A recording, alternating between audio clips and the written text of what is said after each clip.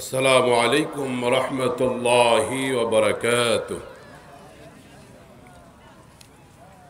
কেমন আছেন সকলে? যারা ভালো আছেন তারা তো বলেছেন আলহামদুলিল্লাহ, যারা চুপ করে আছেন তাদের খবর টবর কি দেখি আরেকবার হয়ে যাক। আসসালামু আলাইকুম ওয়া রাহমাতুল্লাহ। কেমন আছেন সকলে আপনারা? এবার মোটামুটি হয়েছে আর কি। আশেপাশে যারা আছি সকলেই চলে আসি, লম্বা সময় কথা হবে না, ঘণ্টাখানিক সময় আমরা যেন মাহফিলে শ্রবণ করতে পারি, রাতের ঘুমটাও যেন মোটামুটি ভালো হয়, ফজরটাও যেন মিস না হয়। সকলে চলে আসি মেহেরবানি করে। আলহামদুলিল্লাহ নাহমাদুহু ওয়া নাস্তাঈনুহু ওয়া নাস্তাগফিরুহু ওয়া নাউযু বিল্লাহি মিন শুরুরি আনফুসিনা ওয়া মিন সাইয়্যাতি আ'মালিনা। মান ইয়াহদিহিল্লাহু ফালা মুদিল্লা লাহু ওয়া মান ইউদ্লিল ফালা হাদিয়া লাহু।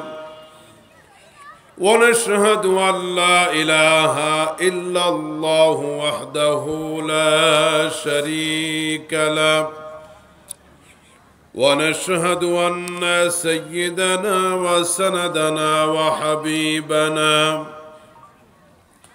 وطبيب قلوبنا ومولانا محمدا عبده ورسوله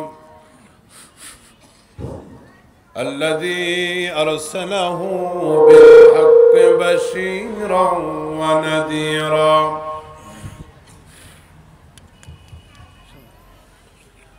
وداعيا إلى الله بإذنه وسراجا منيرا. أما بعد فقد قال الله تعالى في كلامه المجيد وفي فرقانه الحميد. সকলকেই পড়তে হবে। আউযু বিল্লাহি মিনাশ শাইতানির রাজিম। আবার পড়েন, আউযু বিল্লাহি মিনাশ শাইতানির রাজিম। বিসমিল্লাহির রাহমানির রাহিম। الذين قالوا ربنا الله ثم استقاموا تتنزل عليهم الملائكة ألا تخافوا ولا تحزنوا وأبشروا بالجنة التي كنتم توعدون. قال سيد الأنام وصاحب القرآن صلى الله عليه وسلم الكيس من دان نفسه وعمل لما بعد الموت أو كما قال عليه الصلاة والسلام. صدق الله العظيم وصدق رسوله النبي الكريم ونحن على ذلك من الشاهدين والشاكرين. شكر قرون والحمد لله رب العالمين. সকলে দুরূদ ইব্রাহিম পড়ব, নবীজির ভালোবাসা মহব্বত নিয়ে নামাজে যে দুরূদ আমরা পড়ে থাকি সকলেই নবীজির জন্য ভালোবাসা নিয়ে দুরূদ ইব্রাহিম পড়ব। রসুলের জন্য ভালোবাসা আছে না নাই? সবার আছে। যদি নবীজির জন্য ভালোবাসতে গিয়ে যদি আমাদের জীবনটাও দেওয়া লাগে, রক্ত দেওয়া লাগে, সাহাবায়ে কেরামের মতো প্রস্তুত আছেন কারা কারা? দুহাত তুলে দেন। সবাই দুরূদ ইব্রাহিমি পড়বো, কেউ চুপ থাকবো না। আল্লাহুম্মা সাল্লি আলা মুহাম্মাদ, একটু উচ্চ করে দেন, ওয়া আলা আলি মুহাম্মাদ কামা সাল্লাইতা আলা ইব্রাহিম ওয়া আলা আলি ইব্রাহিম ইন্নাকা হামিদুম মাজিদ। আল্লাহুম্মা বারিক আলা মুহাম্মাদ ওয়া আলা আলি মুহাম্মাদ কামা বারাকতা আলা ইব্রাহিম ওয়া আলা আলি ইব্রাহিম ইন্নাকা হামিদুম মাজিদ। যশোর জেলা তাফসীরুল কোরআন বাস্তবায়ন কমিটির উদ্যোগে আয়োজিত আজকের জান্নাতের বাগান জালিসুর রহমান এই কোরআনের ময়দানে আল্লাহ সুবহানাহু ওয়া তাআলা আমাদেরকে বসার তৌফিক দিলেন। এর জন্য মালিকের দরবারে শুকরগুজার করতেই হবে, কারণ এই জায়গায় সবাই আসতে পারে না, বসতে পারে না।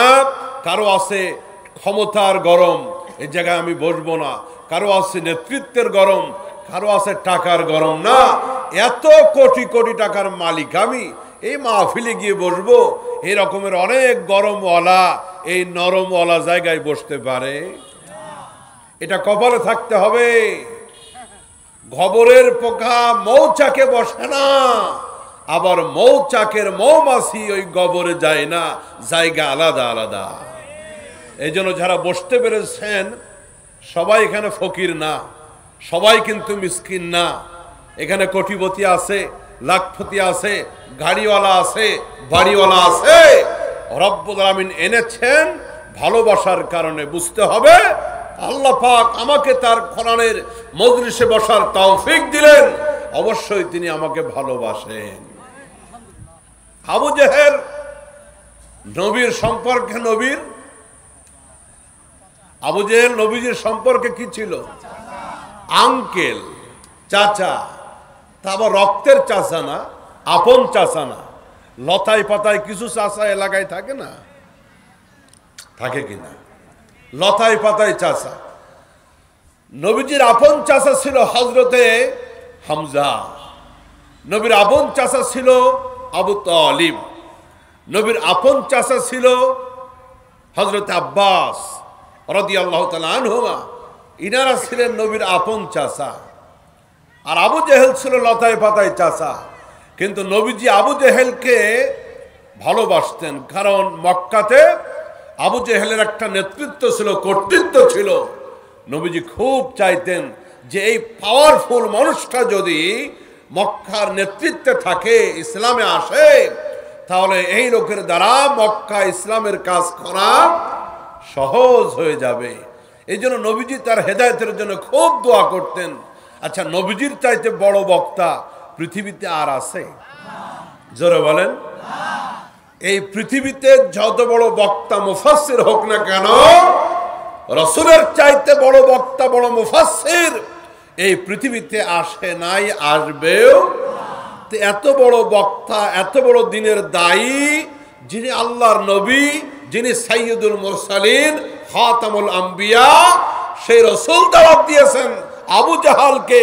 কপালটা ছিল পোড়া কপাল, এই জন্য নবীর দাওয়াতও কপালে লাগে না।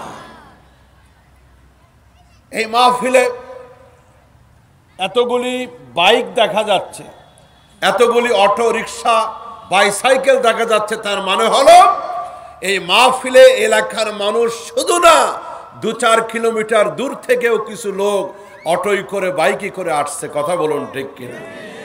আবার হতে পারে এই মুহূর্তে এলাকার কিছু মানুষ যাদের ইমানের দায়িত্ব ছিল, নৈতিক দায়িত্ব ছিল, এই কোরআনের ভালোবাসার কারণে এই মাহফিলে এসে বসা। দূরের লোক এসেছে, কাছের লোকেরা আসতে পারে। কিছু লোক পাওয়া যাবে একেবারে পুরাটা প্যাকেটিং হয়ে কাঁথার ভিতরে ঘুমে নাক ডাকা শুরু করছে। আবার কিছু লোক পাওয়া যাবে এই মুহূর্তে তারা ফুল প্যাকেটিং না, তবে হাফ প্যাকেটিং, গলা পর্যন্ত খাতার ভিতরে, কম্বলের ভিতরে ঢুকিয়ে দিয়ে, মাথাটা বের করে দিয়ে, চোখ দুইটা খ্যাকশিয়াল যেমন মোরগ মুরগির ঘরের দিকে তাকায় থাকে, এইভাবে চোখ বড় বড় করে রঙিন টিভির দিকে তাকায় আছে। সব প্রকারের মানুষ আছে। এতগুলি ব্যস্ততা, খেলাধুলা, এতগুলি আনন্দের মজলিস ছেড়ে দিয়ে আজকে যারা এসে বসে গেছেন তারা মৌচাকের মধুর মাছির মতো রব্বুল আমিন কোরআনের মধু নেওয়ার জন্য তাদেরকে কবুল করেছেন। নবীর চাচা মক্কায় থেকে নবীর দাওয়াত পেয়েও কিসমতে হেদায়েত জুটল, কিন্তু হযরতে সালমান ফারসি রাদিয়াল্লাহু তাআলা আনহু তিনি মক্কার মানুষ ছিলেন না, তিনি মদিনার মানুষ ছিলেন না, তিনি আরবের মানুষ ছিলেন না, তিনি পারস্যের মানুষ ছিলেন। একজন অগ্নি পূজক, একজন কাফেরের ঘরে, মুশরিকের ঘরে হযরতে সালমান ফারসির জন্ম। সেই পারস্য থেকে শত শত হাজার মাইল পথ পাড়ি দিয়া রসুলকে খুঁজতে খুঁজতে হযরতে সালমান ফারসি নবীর মদিনায় হাজির হয়ে নবীর দরবারে উপস্থিত হয়ে কালিমা পড়ে চিরদিনের জন্য জান্নাতি হয়ে গিয়েছিলেন। এবার বলেন, হেদায়েতের মালিক কে? আসতে দিয়েছেন কে? প্রশংসা হবে কার জন্য? জোরে সরে আরেকবার আলহামদুলিল্লাহ। পবিত্র কোরআন হাকিম থেকে সূরা হামিম সাজদার 30 নম্বর আয়াতে কারিমা আপনাদের সামনে আমি পেশ করেছি। একটি হাদিস আমি পড়েছি। রব্বুল আমিন সৌভাগ্যবান কিছু মানুষের কথা এখানে বলেছেন যারা আল্লাহকে রব বলে মেনেছে এবং সমস্ত কিছুর মোকাবেলায়, সমস্ত ভয় ভীতি, পার্থিব লোভ লালসাকে উপেক্ষা করে রবকে রব বলে মেনে এই পৃথিবী থেকে যারা ঈমান সহকারে যারা বিদায় নিবে তাদের পরিণতি কি হবে এই ব্যাপারে আল্লাহ রাব্বুল আমিন আমাদেরকে এই আয়াতের ভিতরে খবর দিয়েছেন, মেসেজ দিয়েছেন। রব্বে করিম বলেন, ইন্নাল্লাযীনা ক্বালু রাব্বুনাল্লাহ, নারী হোক অথবা পুরুষ হোক, যেই ব্যক্তি বলবে আমাদের রব, বিশ্বের লোকেরা কথা বলেন আমাদের রব, একটি আঙ্গুল আকাশের দিকে দিয়ে বলেন আমাদের রবকে। যারা মুখেও স্বীকার করবে আমাদের রব হলেন আল্লাহ, ইন্নাল্লাযীনা ক্বালু রাব্বুনাল্লাহ, যারা মুখে স্বীকার করবে আমাদের রব হলেন আল্লাহ, সুম্মাস্তাকামু, শুধু মুখে স্বীকার করবে না, অন্তরে ধারণ করবে, এটার উপরে অটল থাকবে, অবিচল থাকবে। রব্বে করিম তাদের পুরস্কারের কথা বলেছেন, সে কথা আমি বলবো, তবে আগে একটু রবের পরিচয়টা দিব। কারণ রবকে চিনতে না পারলে সেইভাবে তাকে ভালোবাসতে পারবো না। গ্রাম দেশে বলে, যে চিনে সে কিনে, যে জানে সে মানে, যে বুঝে সে খুঁজে। ঠিক না? এই যে আমার আপনারা চিনছেন, এই মাহফিলের প্রধান বক্তা আমারে বানাইছেন, যদিও যোগ্যতা তেমন নাই, আপনাদের দোয়া নেওয়ার সুযোগ দিয়েছেন, এই চেয়ারে বসার তৌফিক হয়েছে, আপনারা চিনেন দেখে। কিন্তু আমি যদি একটা মাফলার মুখে পেঁচাইয়া দাঁড়া টানার মোড়ে ভিড় ভাট্টার ভিতরে দাঁড়ায় থাকি, গুতা কি 2-4টা না আরো বেশি পড়ব? কথা বলে না। অর্থাৎ না চিনলে, কাউকে না বুঝলে তাকে সেইভাবে মানা এবং মর্যাদা দেওয়া যায়। এক্সাম্পল দিতে গিয়ে মাঝে মাঝে বলি আমি, এক সেনা অফিসার ঢাকা থেকে চট্টগ্রাম যাবে। এখন ঢাকা থেকে চট্টগ্রাম যাইতে গেলে উনি সিভিল ড্রেসে একটা এসি ভলভো গাড়িতে করে ঢাকা থেকে চট্টগ্রাম রওনা দিয়েছেন, একা একা সিভিল ড্রেস, আর্মির পোশাক না, সাদা পোশাকে। এখন ঢাকা থেকে চট্টগ্রাম যাইতে গেলে একটা জেলা পড়ে কুমিল্লা, সেই কুমিল্লা একটা ক্যান্টনমেন্ট আছে, এটাও বাংলাদেশের বিখ্যাত ক্যান্টনমেন্ট, ময়নামতি ক্যান্টনমেন্ট। ঢাকা থেকে গাড়ি যখন চলতে শুরু করেছে, বাসের পাশাপাশি 2 সিট, 2টা করে সিট, সেনাবাহিনীর অফিসারের পাশে এক আল্লাহর বান্দা বসছে। সে বুঝতে পারে না ইনি আর্মির এত বড় অফিসার, চিনতে পারে না, বুঝতেও পারে না সিভিল ড্রেসে অফিসার।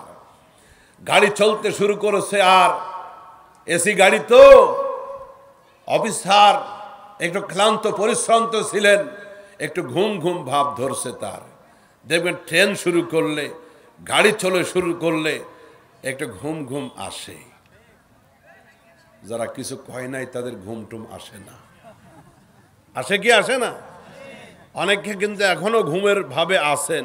আমি দেখতে চাই হাতগুলি কারা কারা ঘুমের তালে আছেন। একজন, ওই কোনায় দুইজন, আড়াইজন হাত তুলছিল, তাড়াতাড়ি নামায় ফেলছে। ঘুমের তালে আছে দেখেই কিন্তু জাগনা না ঘুমানো, তাল ঠিক আছে তো। আবার বাতিল দিচ্ছে অন্ধকার না হয়, সবাই আপনাদের তাকায় দেখাইতেছে। জেগে থাকবো, কারণ না জাগলে বলবো একটা, বুঝবেন আর একটা। এক মাহফিলের ভিতরে শ্রোতারা ফাঁকে ফাঁকে ঘুমাচ্ছে, তো মাহফিলের শেষে বক্তা সাহেব, মাঝে মাঝে মাদ্রাসার মাহফিল বা মসজিদের মাহফিল একটু কালেকশন হয় কিনা? হয়। আজকে সেই ডর নাই আবার যে হুজুর আপনি আগে ভালো মতো বুঝাই দেন কালেকশন আছে না নাই, থাকলে আগেই ভাগি, ওই রকমের ভয় নাই আজকে। তো মসজিদের মাহফিলে বক্তা সাহেব কালেকশন করতেছেন, এক শ্রোতা ঘুমাচ্ছে। বক্তা সাহেব বলতেছেন, আমার 1,00,000 টাকা দরকার মসজিদের জন্য, আল্লাহ পাকের কোন বান্দা আছেন, দাঁড়িয়ে যান। এখন যে লোকটা ঘুমাচ্ছে আগে পরে তেমন কিছু শোনে নাই, বক্তা সাহেব যেই বলেছেন দাঁড়িয়ে যান, উনি লাভ দিয়ে দাঁড়িয়ে গেছেন। বক্তা সাহেব বলতেছেন, মাশাআল্লাহ, 1,00,000 টাকার একজন পেয়ে গেছে। এই বেটা যে দাঁড়াইছে, টাকা দেওয়ার থালে দাঁড়াইছে না ঘুমের থালে দাঁড়াইছে? আরো জোরে বলেন। এখন বেটা যাইতেও পারে না, টাকাও দিতে পারে না, প্যাঁচ লেগে গেছে। ভালো মতো না শুনলে প্যাঁচ লেগে যাবে, খুব মনোযোগ হন। সেনাবাহিনীর অফিসার চলতে চলতে একটু ঘুমের ভাব আসছে, পাশের লোকটা বুঝে নাই, বারবার ঘুমে ঘুমে ওই লোকটার উপরে ঢলে পড়ে। জলজান্ত একটা মানুষ বারবার ঘুমিয়ে গায়ের উপরে ঢলে পড়ে, কত সহ্য করা যায়? সেনাবাহিনীর অফিসার ওর গায়ের পরে ঢলে পড়ে, রাগ করে কুলুই দিয়ে একটা গোতা মারে। এইভাবে প্রায় কুমিল্লা পর্যন্ত যাইতে যাইতে প্রায় 150 গুতা খাইছে। এই যে গুতাইছে যে সমানে, ওকে চিনছে ইনি অফিসার? চিনলে কি এত গুতাইতো? আল্লাহু আকবার। ময়নামতি ক্যান্টনমেন্টের কাছে গিয়ে গাড়িটা থেমে গেল। সেনাবাহিনীর কিছু সদস্য আগে থেকে ইনফরমেশন করা ছিল, এই গাড়িতে অফিসার সাহেব আসতেছেন, একটা মেসেজ তাকে দিতে হবে। গাড়িটা থেমে গেল, সেনাবাহিনীর লোক ওই গাড়ির ভিতরে উঠে গেল, দাঁড়ায় গেল। এরপরে অফিসারকে লক্ষ্য করে একটা স্যালুট তারা দিল। স্যালুট বুঝেন তো? একবারে উপর দিয়ে একটা থাপ্পড়, নিচ দিয়ে লাথি, এর নাম হয়েছে স্যালুট। এটা ইংরেজদের গোলামি। আসলে কে কি মনে করবেন জানি না, তবে লাথি আর থাপ্পড়ের গোলামি দিয়ে গেছে ইংরেজের বাচ্চারা। ইংরেজ বিদায় হয়ে গেছে, কিন্তু সংস্কৃতির গোলামি থেকে আমরা আজও বের হতে পারি না। ইসলাম বলতেছে মৃত ব্যক্তির জন্য সূরা ফাতিহা পড়ো, মৃত ব্যক্তির জন্য দোয়া ইস্তেগফার করো। আর পাশ্চাত্য হিন্দুয়ানি সংস্কৃতি বলে 1 মিনিট বোবার মতো দাঁড়িয়ে থাকো। এগুলো পাশ্চাত্য অপসংস্কৃতি, হিন্দুয়ানি প্রথা, এগুলো ইসলামের সাথে যায় না। ইসলাম বলে সেনা অফিসার হোক, পুলিশ অফিসার হোক, তার জন্য দেখা হয়েছে আগে দিয়ে দেওয়া আসসালামু, কথা বলেন না কেন, আসসালামু আলাইকুম ওয়া রাহমাতুল্লাহ, তোমার উপরে শান্তি বর্ষিত হোক। এই লাথি আর শর্ট থাপ্পড়ে শান্তি আসবে? সেনা অফিসারকে যখন সেনা সদস্যরা স্যালুট দিল, এরপরে চলে গেল। পাশের লোকটা ঘামতেছে খালি, ওই যে এতক্ষণ গুতাইছে ঢাকা থেকে, এতক্ষণ তো খবর হয়েছে কারে গুতাইছে। ওখানে পিছন দিকে তাকায় যে সিট খালি আছে কিনা। আমি এই সিট ছাড়িয়ে পিছনে যাই তাড়াতাড়ি, দেখে সিট মিটার খালি নাই, চুপ করে বসা। আবার গাড়ি আবার ছেড়ে দিয়েছে, চলতে শুরু করেছে। আপনারা যশোরবাসী বলুন তো, এবারও যদি সেনা অফিসার ঘুমিয়ে যায়, ওর গার পরে পড়ে যায়, ও আর কয়টা গুতা দিবে? এতক্ষণ তো জনমের গুতানো গুতাইছে, আর গুতা দেবে না। তার কারণ হলো এতক্ষণ তার কাছে লোকটার পরিচয় ছিল না, এখন তার পরিচয় জেনেছে, তার মর্যাদা জোরে বলেন বেড়ে গেছে। আমাদের রবকে আরো জোরে বলেন রব্বে করিম বলে, এই পৃথিবীতে যারা আল্লাহকে রব বলে মানবে, ইন্নাল্লাযীনা ক্বালু রাব্বুনাল্লাহ, এই পৃথিবীর ইমানদার যারা আল্লাহকে রব বলে মানবে এবং এইটার উপর অটল থাকবে, অবিচল থাকবে, আল্লাহকে রব মানবে এবং এটা থেকে বিচ্যুত হয়ে যাবে না, আল্লাহ পাক তাদের পুরস্কার ঘোষণা করলেন। কিন্তু তার আগে রবের পরিচয়টা জানা থাকা দরকার। আজকে রবকে রব বলে না চেনার কারণে পাশ্চাত্যের গোলামি করি, ভারতের গোলামি করি, আমেরিকার গোলামি করি, মোদির গোলামি করি, আল্লাহর গোলামি তেমনটা করি না। তার কারণ হলো রব বলে আমরা তারে তেমন ভাবে চিনতে পারি নাই। কথা বলতে হবে ঠিক কিনা? কলিজার টুকরা বন্ধুরা আমার, এই পৃথিবীতে যে মুহূর্তে আমরা আসবো, এই পৃথিবীতে আসার আগে আমরা আরেকটা জগতের ভিতরে ছিলাম, সেই জগতের নাম হলো রুহের জগৎ, আলমে আরওয়াহ।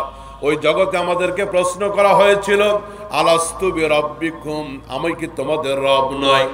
খুব ভালো করে লক্ষ্য করবেন, এই পৃথিবীতে আসার আগে রব্বুল আলামিন প্রশ্ন করেছিলেন রুহের জগতে, আলাস্তু বিরাব্বিকুম, আমি কি তোমাদের রব নয়?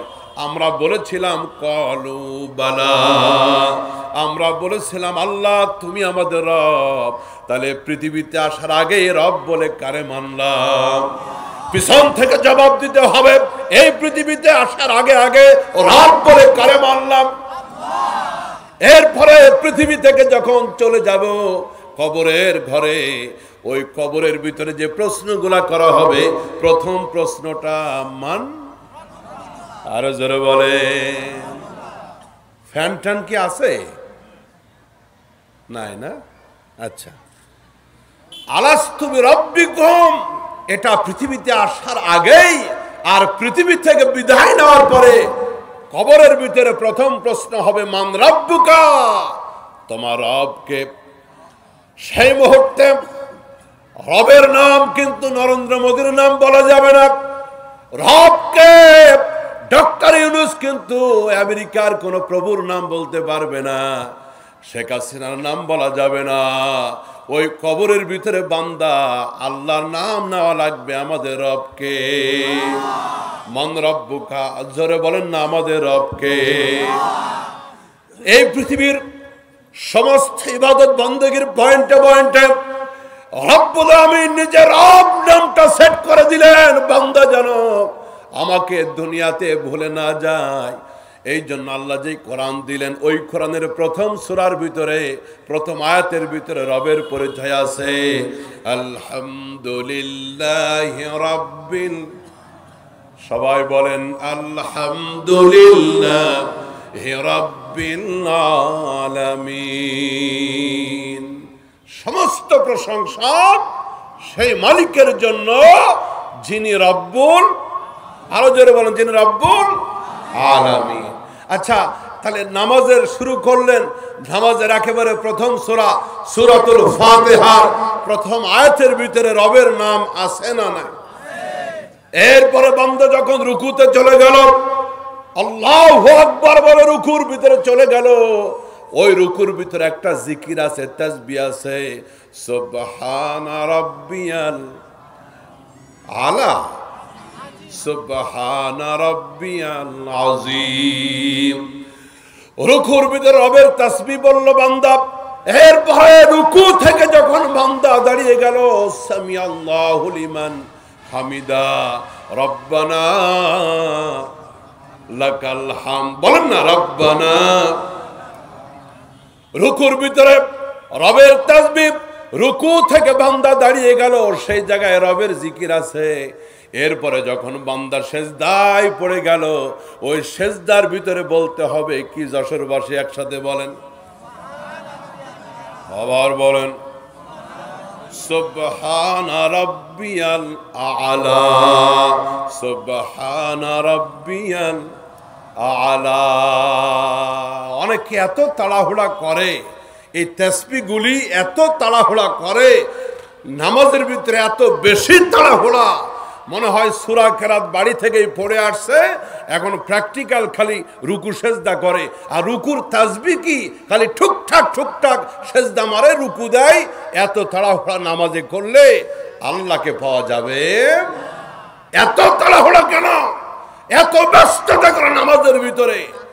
সুবহান রাব্বিয়াল আ'লা, এত সময় তার নাই, সে বড় ব্যস্ত মানুষ, চাকরিজীবী, ব্যবসায়ী, আল্লাহর টাইম দিবে এত টাইম তার নাই। এই জন্য অনেক লোকরে প্রশ্ন করলে বলে, ভাই নামাজটা পড়ে আসো চলো, কয় ভাই টাইম নাই। আপনারা বলেন টাইমের মালিককে? আমার 63 বছর 70 বছর হায়াতের ভিতরে এই টাইমটা দিয়েছেন কে? তাহলে যে আল্লাহ আমারে দিয়েছেন টাইম, সেই আল্লাহর জন্য আমার টাইম দেওয়ার সময় নাই। আমার মতো দুর্ভাগাও কেউ। ধীরে স্থির ভাবে নামাজ পড়ব। বিশেষ করে রাসূল বলেছেন, বান্দা যখন সিজদায় চলে যায় একেবারে আল্লাহ পাকের নিকটবর্তী হয়ে যায়। আল্লাহু আকবার। একেবারে সিজদায় যখন বান্দা চলে যায়, বান্দা আর আল্লাহর মাঝখানে কোনো পর্দা থাকে না। এই জন্য রুকু তাসবিহগুলা, সিজদার তাসবিহগুলা তাড়াহুড়া করা যাবে না। সুবহানা রাব্বিয়াল আ'লা বলেন, সুবহানা রাব্বিয়াল। অনেকে বেশি তাড়াহুড়া করে, সুবহানাল্লাহিল আ'লা, সুবহানাল্লাহ, মনে কইতে সোয়াবিন তেল বালা, সোয়াবিন তেল বালা। এত তাড়াহুড়া কেন? তাহলে বান্দা নামাজে দাঁড়িয়ে সূরা কেরাতের ভিতরে আল্লাহর পরিচয় রব তিনি। এরপরে বান্দা রুকুর ভিতরে গেল সুবহান রাব্বিয়াল আযীম। এরপরে বান্দা দাঁড়িয়ে গেল রব্বানা লাকাল হামদ। এরপরে বান্দা সিজদায় চলে গেল, ওই জায়গায় সুবহান রাব্বিয়াল আ'লা। প্রত্যেকটি পয়েন্টে পয়েন্টে রবের জিকির দিয়ে দেওয়া হলো, বান্দা যেন রবকে ভুলে। এবার বলতে হবে রব শব্দের অর্থ কি? রব শব্দের অর্থ কি? নাই, হয় নাই। আল্লাহ নামের অর্থ হলো আল্লাহ। অনেকে আল্লাহর তরজমা করে সৃষ্টিকর্তা, এটা ভুল। সৃষ্টিকর্তার আরেকটা আরবি আছে খালিক। আর রব মানে আল্লাহ নয়, রব মানে হলো লালন পালনকারী। রব মানে যিনি লালন করেন, যিনি পালন করেন, তিনি হলেন রব। আমাদের রবকে। আচ্ছা, আল্লাহ পাক কি শুধু মানুষকে লালন পালন করেন না সারা পৃথিবীকে?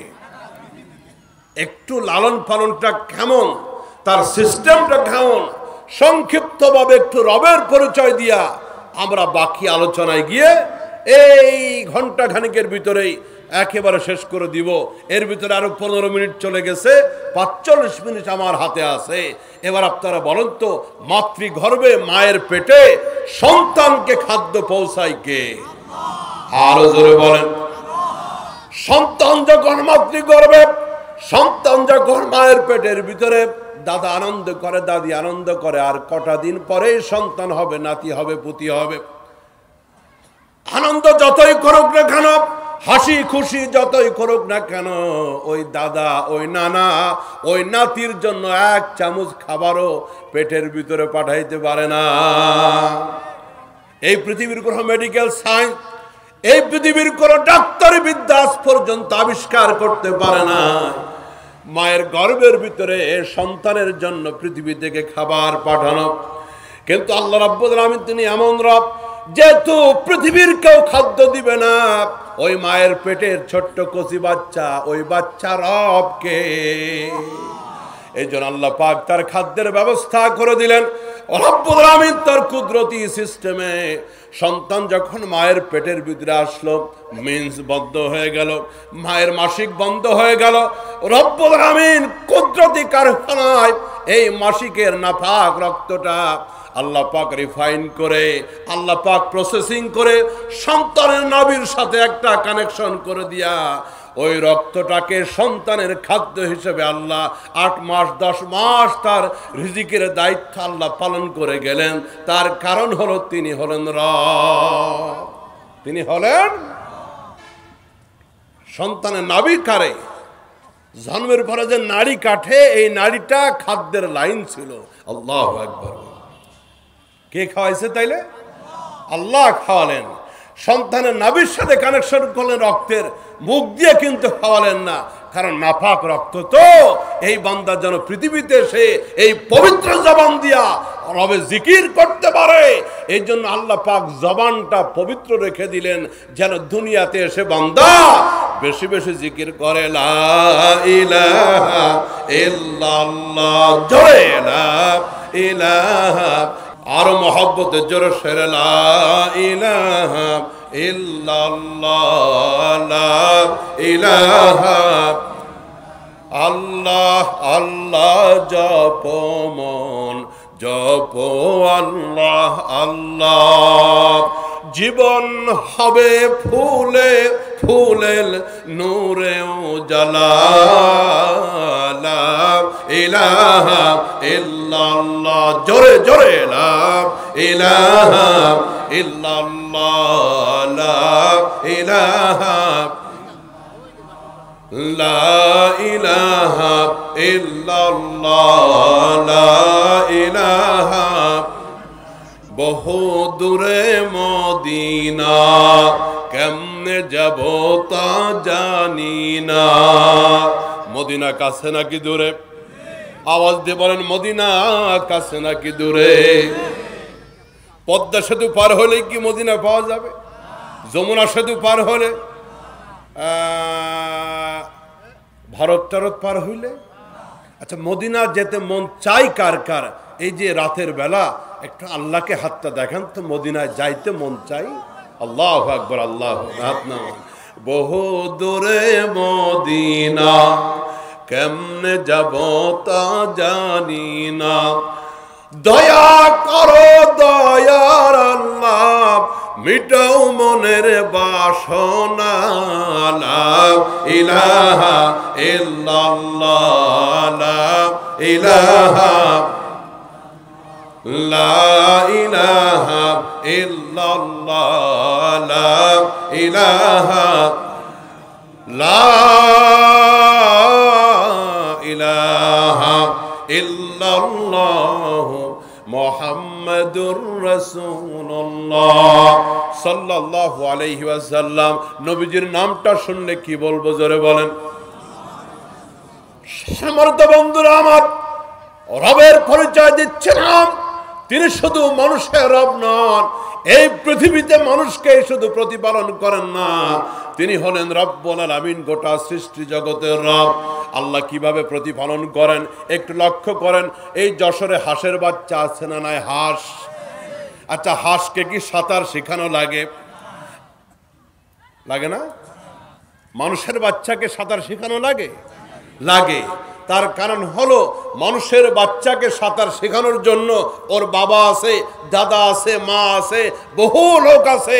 হাঁসের বাচ্চাটাকে সাঁতার শেখানোর জন্য কেউ, আর ও ডিম থেকে বের হওয়ার সাথে সাথে ও কি যশোর এয়ারপোর্টে দৌড় দিবে না পুকুরের ভিতরে দৌড় দিবে?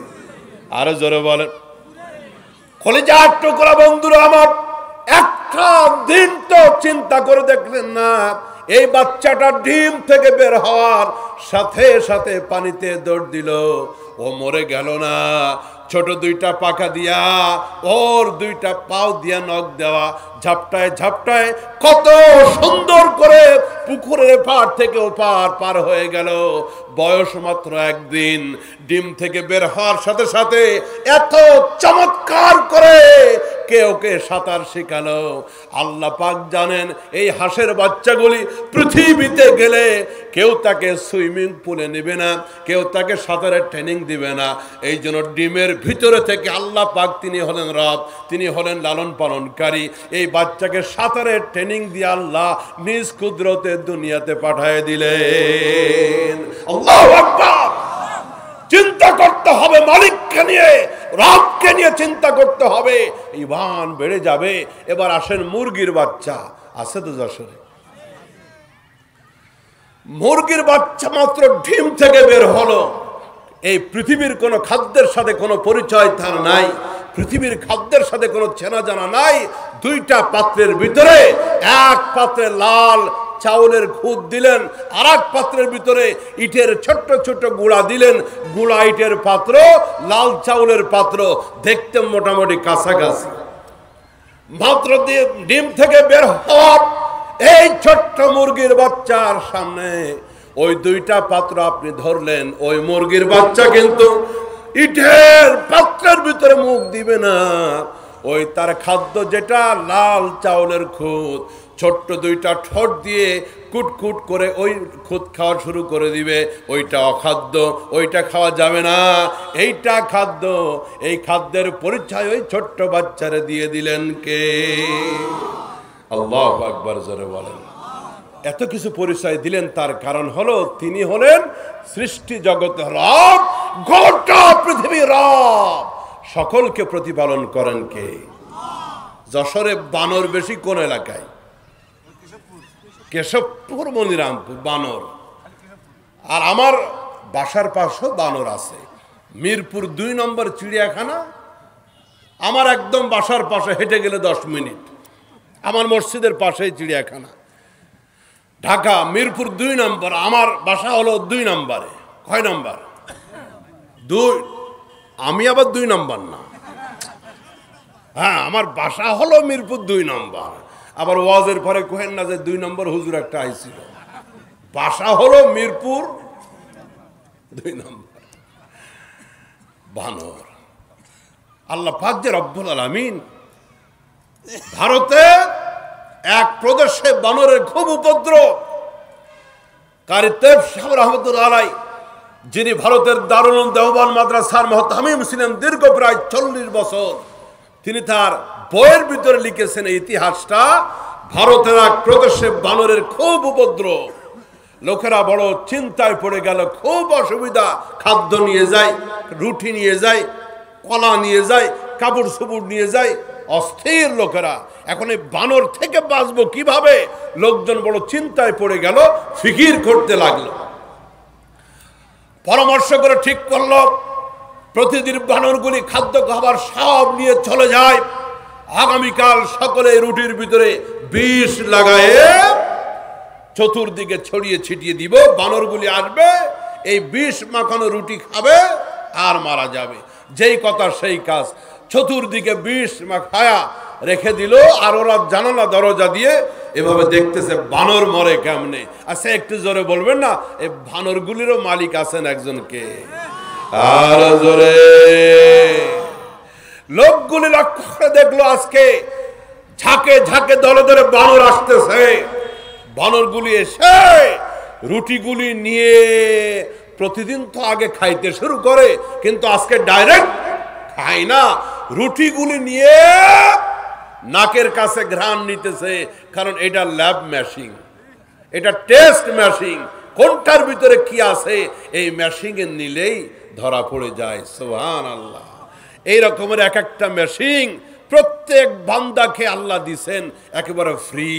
আপনাকে কোটি টাকা দিলেও একটা নাক আপনি বিক্রি করবেন না।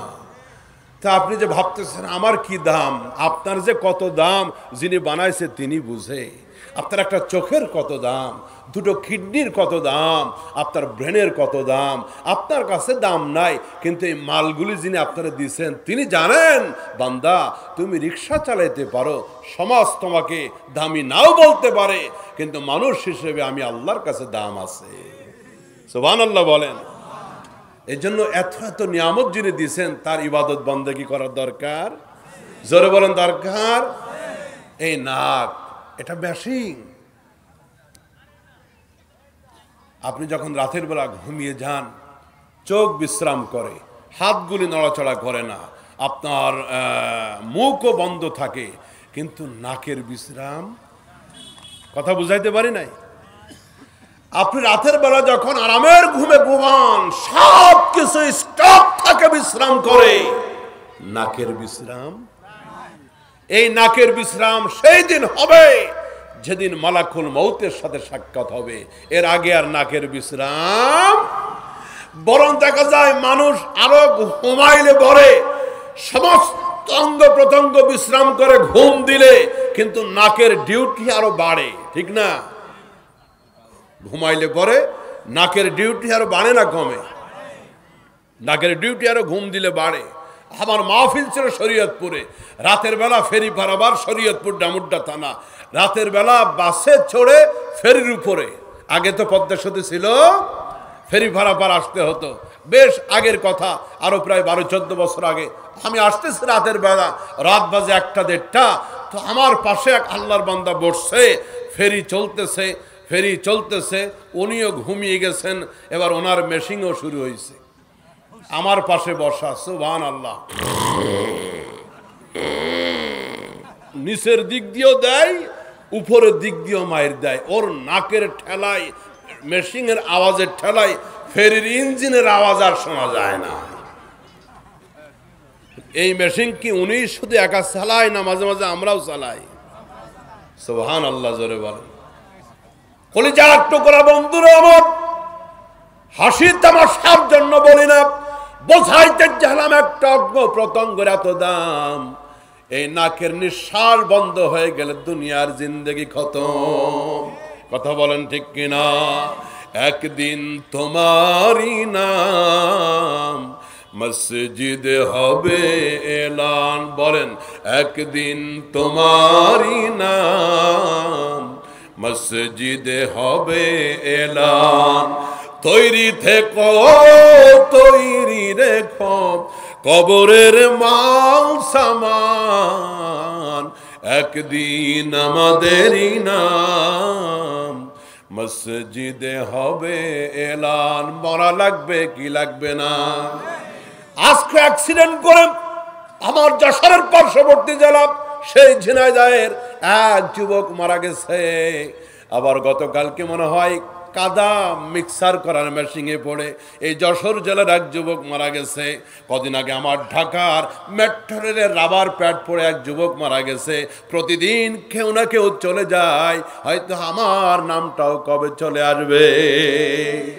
একদিন তোমারই নাম মসজিদে হবে এলান।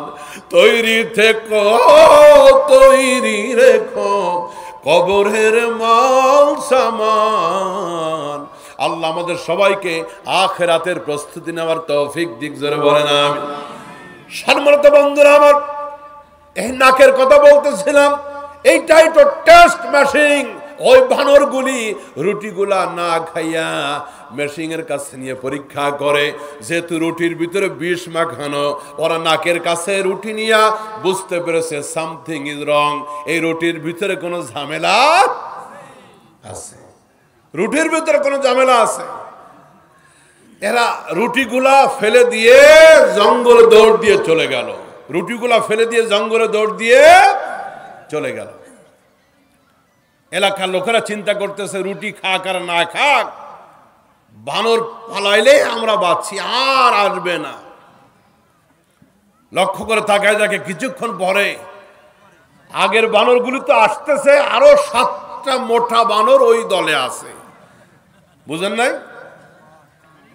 কিছুক্ষণ পরে আগের বানরগুলি তো আসতেছে, আরো 7টা মোটা তাজা বানর এর সাথে অ্যাড হয়েছে। এই 7টা বানরের পাছা লাল, এরা সব MBBS ডাক্তার।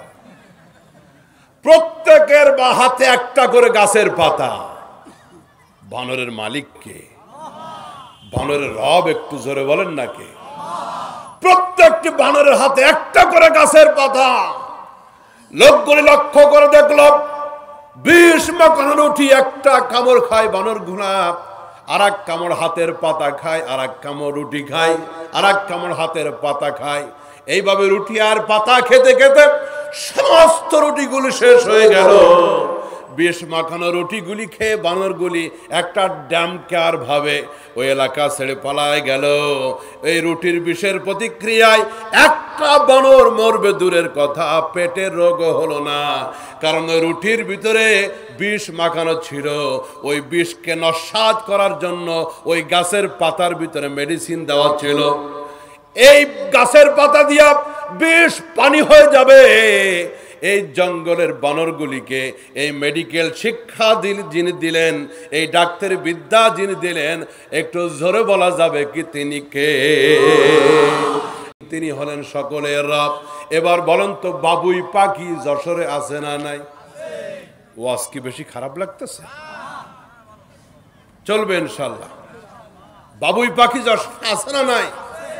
ছোটবেলায় কবিতা পড়েছিলাম, বাবুই পাখিরে ডাকি বলেছে চড়াই, কুড়ে ঘরের থেকে করো শিল্পের বড়াই, আমি থাকি মহাসুখে অট্টলিকার পরে, তুমি কত কষ্ট পাও রোদ বৃষ্টি ঝড়ে। আগের কবিতাগুলি মজার ছিল, আগের লাইনের পরের লাইনে একটা মিল ছিল।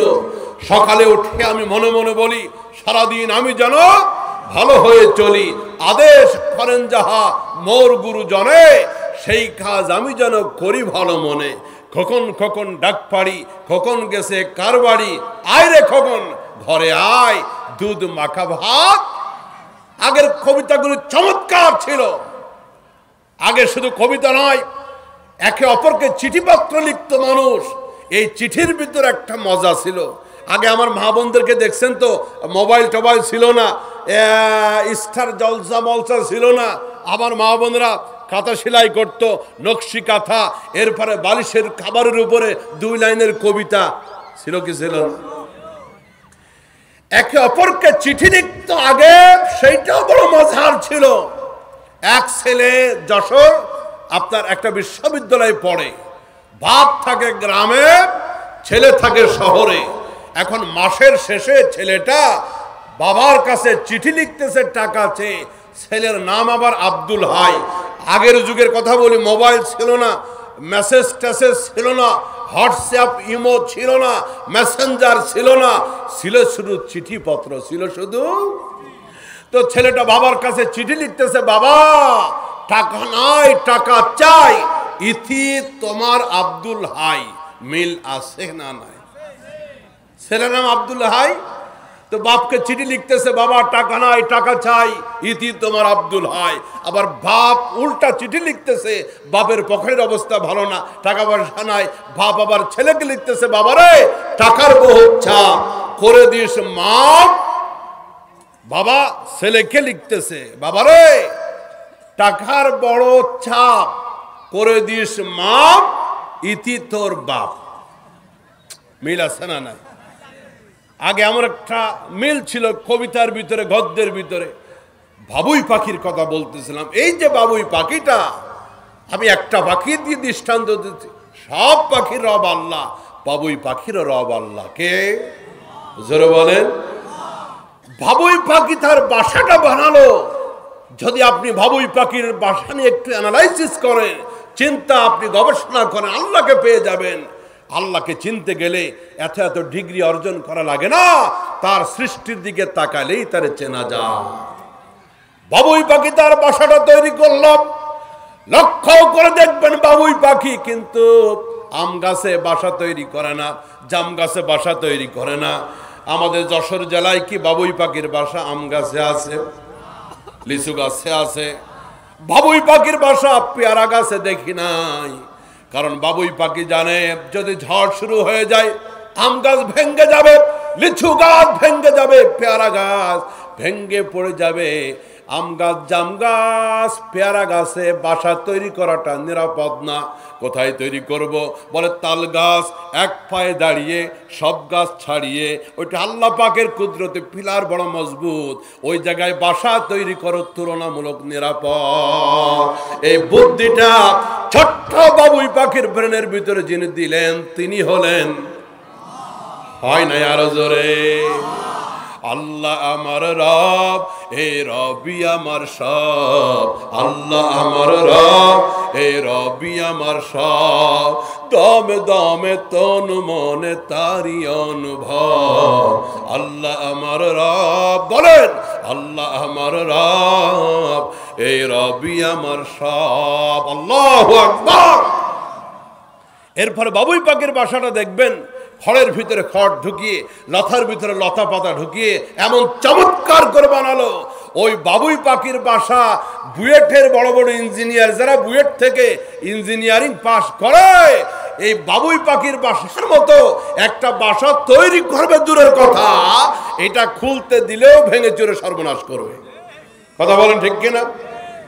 কলিজার টুকরা বন্ধুরা আমার, রাতের বেলা বাবুই পাখি, রাতের বেলা অন্ধকারের ভিতরে বাবুই পাখির বাসায় কোনো সরকার বিদ্যুতের ব্যবস্থা করবে না, বাতির ব্যবস্থা করবে না। আল্লাহ রাব্বুল আলামিন কত বড় রব, তিনি বাবুই পাখির বাসা আল্লাহ তৈরি করার বুদ্ধি দিলেন। আবার ওই বাসার ভিতরে বিদ্যুৎ আলোর ব্যবস্থা বাবুই পাখি করে নিল। বাবুই পাখি তার বাসায় কিভাবে বাতির ব্যবস্থা করে? অন্ধকারের ভিতরে বাবুই পাখি কিছু জোনাকি পোকা ধরে, ওই জোনাকি পোকা একটু কাদা লাগায়া বাসার এক কোনায় ওই জোনাকি পোকার মাথাগুলি খাদার ভিতরে ঢুকায় দেয়, পাশাগুলি বের করে দেয়, অটোমেটিক 0 পাওয়ারের বাল্ব হয়ে যায়, 1 টাকাও বিদ্যুৎ বিল দেওয়া লাগে না। রবকে আরো জোরে বলেন ইনশাআল্লাহ। লাল বাতি জ্বলে যাচ্ছে, টাইম আর বেশি নাই, তাহলে রব জোরে বলতে হবে রবকে। রব্বে করিম বলেন, যারা মুখে স্বীকার করবে আমাদের রব আল্লাহ, এরপরে ইস্তেকামতের সাথে থাকবে, কোন প্রকার বিভ্রান্তি বিচ্যুতির ভিতরে যাবে না। আল্লাহ পাক বলেন, ফালা খাউফুন আলাইহিম ওয়ালা হুম ইয়াহজানুন। এই পৃথিবীতে তাদের কোনো ভয় থাকবে না, এই পৃথিবীতে তাদের কোনো টেনশন থাকবে না। এই জন্য রবকে রব বলে মানব, শিরিকের সাথে কোনো সম্পর্ক করা যাবে না। মনে থাকবে, যারা আল্লাহকে আল্লাহ বলে মানবে, রব বলে মানবে, তারা তাওহীদবাদী, শিরিকের সাথে কোনো সম্পর্ক থাকবে। মসজিদেও যাব, আমার দিকে নজর, মসজিদেও যাব, মন্দিরেও যাব, এমনটি চলবে? আরো জোরে। ও নির্বাচন আসলে ভোট কালেকশন করার জন্য যাওয়া লাগবে নাকি? ভোটের জন্য যাওয়া যায় না? আল্লাহু আকবার। এবারের নির্বাচনের এবারের পূজা উৎসব গেল দুর্গা পূজায়, কত মানুষ যে মন্দিরে মন্দিরে গিয়ে ঈমান হারাইছে আল্লাহ ভালো জানে। যিনি তাওহীদের সাথে সম্পৃক্ত থাকবেন, তিনি হিন্দুদের মন্দিরের উপাসনা, ওই জায়গায় গিয়া কোনো মূর্তির প্রশংসা করতে পারে। এবার কিছু ইসলামী দলের ভাইদেরকেও দেখলাম মন্দিরে গিয়ে মূর্তির প্রশংসা করে, আবার রোজার পূজা এক বানায় দিছে। নাউজুবিল্লাহ। আসতে বলেন, জোরে বলেন নাউজুবিল্লাহ। আপনার এত ভোটের দরকার, আগের সরকার আওয়ামী লীগও হিন্দুদেরকে ভোট ব্যাংক বানায়া নিজেদের স্বার্থে হিন্দুদেরকে ব্যবহার করেছে। এদেশের হিন্দু ভাইয়েরা আমাদের ভাই, আমাদের প্রতিবেশী, দেশের মানুষ, অবশ্যই তারা তাদের অধিকার আদায় আমরা করব, কিন্তু আগের সরকার যা করে গেছে তাদেরকে ব্যবহার করে এটা আমরা আর হতে দিব না। রাজনৈতিক স্বার্থে তাদেরকে ব্যবহার এমনটি নয়। মোহতারাম ভাইয়েরা আমার, আবার নতুন করে স্লোগানও শুনতেছি, লা ইলাহা ইল্লাল্লাহ, জিতবে এবার দাড়িপাল্লা। এগুলি ধর্মকে ব্যবহার করে ক্ষমতার সিঁড়িতে ওঠার পায় তারা। না, যেই দল আছে, যেই দলে অবশ্যই তাদের অধিকার আছে, তারা তাদের আলোচনা করবে, পর্যালোচনা করবে, তাদের প্রচারণা করবে, কিন্তু ইসলামকে ব্যবহার করে নয়। কথা বলুন ঠিক কিনা? ইসলামকে ব্যবহার করে নয়। সুতরাং মন্দিরে গিয়ে হিন্দু ভাইদেরকে খুশি করে শিরিকের আড্ডা করাই গিয়া এটা ঈমান নষ্ট হয়ে যাবে। আপনার হিন্দুদের বাড়ি বাড়ি যান, আপনি হিন্দু ভাইদের ব্যবসা প্রতিষ্ঠানে যান, তাদের সাথে দেখা সাক্ষাৎ করেন। মন্দিরে যেতে হবে কেন? কোন ইমানদার মূর্তি পূজার মন্দিরে গিয়া কোন মন্দিরের প্রশংসা করতে পারে না, এটা ঈমানের সাথে সংঘর্ষিক। কথা বলুন ঠিক? তাহলে আল্লাহকে রব বলে যারা মানবে তারা শিরকের সাথে সম্পর্ক করতে পারবে। রব্বুল আলামিন বলেন, এইভাবে যারা ঈমানটাকে রক্ষা করবে, ক্ষমতার জন্য, চেয়ারের জন্য নিজেদের ঈমান নষ্ট করবে না, মানুষকে ধোঁকা প্রতারণা দিবে না। আল্লাহ পাক বলেন, তাতানাজ্জালু আলাইহিমুল মালাইকা, এই লোকগুলি পৃথিবী থেকে যখন বিদায় নিয়ে চলে যাবে, আল্লাহ পাকের রহমতের ফেরেশতা তাদের কাছে হাজির হয়ে যাবে। আল্লাহু আকবার জোরে বলেন। রবের ফেরেশতারা তাদের কাছে হাজির হবে। এরপরে বলতে থাকবে, কোনো ভয়ের কারণ নাই। তারা বলবে, কোনো ভয় করো না, কোনো টেনশন তোমাদেরকে করতে হবে না। আল্লাহ তাখাফু ওয়ালা তাহজানু, কোনো ভয় নাই, কোনো চিন্তা নাই। ওয়াবশিরু বিল জান্নাহ, এবং সুসংবাদ গ্রহণ করো সেই জান্নাতের, যে জান্নাতের খুশখবরি ওয়াদা তোমাদেরকে দেওয়া হয়েছিল। সম্মানিত ভাইরা আমার, তাহলে আমার বক্তব্য হচ্ছে পরিষ্কার কথা, আমার আইনদাতা, আমার বিধানদাতা, আমার রিজিকদাতা সব কিছু কে? তাহলে সেই মালিকের ইবাদত বন্দেগী এখন থেকে বাড়াবো না কমাবো? শিরকের সাথে কোনো সম্পর্ক থাকবে? আরো জোরে বলেন, সম্পর্ক থাকবে? আল্লাহ রাব্বুল আলামিন এই বাংলার জমিনে আমাদের সকলকে তাওহীদের পতাকা তলে, আল্লাহ পাকের বিধানের পতাকা তলে সকলকে কবুল ও মঞ্জুর করুক। জোরে বলুন আমিন। আর জোরে বলুন আমিন। আমার মা বোনদের জন্য 4টি আমলের কথা বলবো, এরপরে দোয়া করে দিব। আমার মা বোনেরা বহু কষ্ট করে দূর দূরান্ত থেকে আসে, ইসলাম নারীদের জান্নাতে যাওয়াকে একেবারে সহজ করে দিয়েছে। নারীরা 4টা কাজ করবে। জোরে বলেন, কয়টা? আরো জোরে। আমি কিন্তু ইন্টারভিউ নিব, আর দোয়া করে যান, আলোচনা তো শেষ। আমি ইন্টারভিউ করব 4টা আমল। নারীরা 4টা কাজ করবে। কয়টা? 1 নম্বরে নবীজি বলেন, আল মারআতু ইযা সাল্লাত খামসাহা ওয়া সামাত শাহরাহা ওয়া আহসানাত ফারজাহা ওয়া আতাআত বালাহা ফালতাদখুল মিন আইজি আবওয়াবিল জান্নাতি শাআত। যদি কোন নারী 4টা কাজ করে, আবার বলেন কয়টা? নাম্বার 1, 5 ওয়াক্ত নামাজ আদায় করবে। 2 নম্বর আমল হলো রমজান মাসে রোজাগুলি ঠিকমতো আদায় করবে। মা বোনেরা 5 ওয়াক্ত নামাজ আদায় করবে, রমজান মাসের ফরজ রোজাগুলি আদায় করবে। এরপরে ওয়াহসানাত ফারজাহা, নিজের সতীত্বের হেফাজত করবে। ল্যাংটা প্যাংটা হয়ে, অলঙ্গ বিবস্ত্র হয়ে রাস্তাঘাটে ঘোরাঘুরি করবে। আরো জোরে বলেন। আমাদের দেশে একটা গোষ্ঠী আছে শাহবাগী। কি বাগী? এগুলি সব ফ্যাসিস্টের দালাল ছিল, ফ্যাসিস্টের নিমক হারাম ছিল এগুলি। কথা বলেন ঠিক কিনা? শাহবাগী, তাদের একটা স্লোগান হলো, আমার দেহ আমার মতামত, আমি কি পরব আর না পরব এটা মহল্লা মৌলবীদের দেখার ব্যাপার না, কাপড় থাকার যাক এটা আমার ব্যাপার না। এটা আগের বাংলাদেশ না, ওই সমস্ত আর এখন চলবে না। ইসলাম বিরোধিতা, পাশ্চাত্য কোন হিন্দুয়ানি সংস্কৃতি বাংলার জমিনে আমরা চলতে দিব না। ঠিক করে জোরে বলেন। বহু রক্তের বিনিময়ে দেশ আমরা আবার স্বাধীন করেছি। হিন্দুয়ানি, ভারতের কোন দালালি, ভারতের কোন সংস্কৃতি এদেশের মাটিতে চলতে দেওয়া হবে না ইনশাআল্লাহ।